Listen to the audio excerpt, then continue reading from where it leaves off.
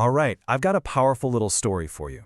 It's one of those fables that, well, it might just change how you think about making progress. It's a story about two very different kinds of light. Right off the bat, you got to admire the guts, right? A tiny, flickering candle decides it's going to take on one of the most powerful forces in nature.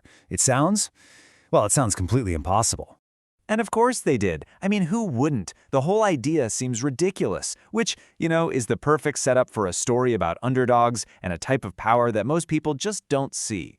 So why was everyone laughing? To really get that, we need to take a closer look at our two contenders here. It's a classic tale, really. Perceived strength versus a very quiet kind of resilience. I mean, the contrast couldn't be more obvious. On one side, you have lightning. It's everything we associate with impact. It's powerful, it's brilliant, it's this huge, unmissable, dramatic event. And then you have the candle. Small, quiet, so easy to overlook. Its entire nature is the exact opposite of that explosive power. And this was what everyone was saying. It was the chorus of doubt from the outside world. People looked at that little candle, and all they could see was its weakness, how fragile it seemed. They just couldn't see past that quiet flame to what it was truly capable of. And this, right here, gets to the heart of a very human way of thinking, doesn't it? We are drawn to the big, the loud, the impressive stuff. Lightning demands our attention. But the steady, quiet work of the candle, that often goes completely unnoticed. This is the part that I think really hits home for a lot of us. All that doubt from the outside, it starts to creep in. It becomes internal doubt. The candle itself started to question its own purpose. Am I doing this wrong? Should I be trying to be bigger, brighter, more like the lightning? That self-doubt is so often the biggest hurdle we face. But then, the stage was set for the ultimate test, a long, dark night and a raging storm. This is where the true nature of both the candle and the lightning was finally going to be revealed. So, as the storm raged on, the candle just watched.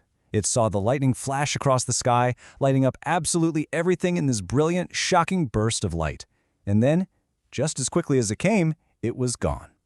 And this right here shows you the big limitation of pure intensity. The lightning's impact, as powerful as it was, it didn't last. The second it was gone, the darkness just rushed right back in, almost like that flash had never even happened. And here it is. This is the turning point. In that deep, returning darkness, one thing remained: the candle.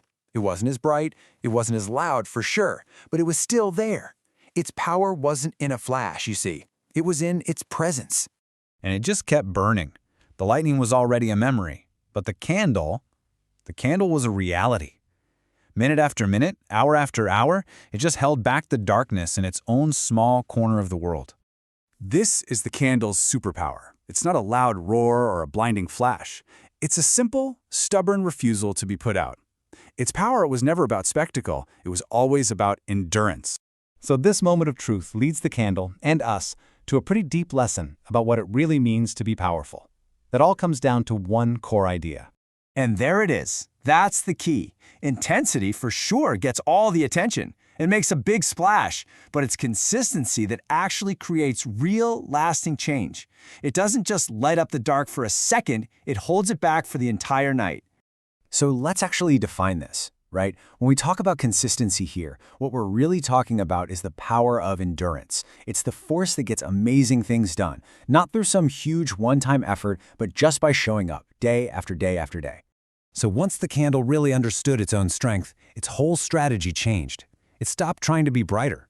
Instead, it was all about sustainability. Protect the flame, shelter it from the things that could put it out, and give it the fuel it needs to just keep going.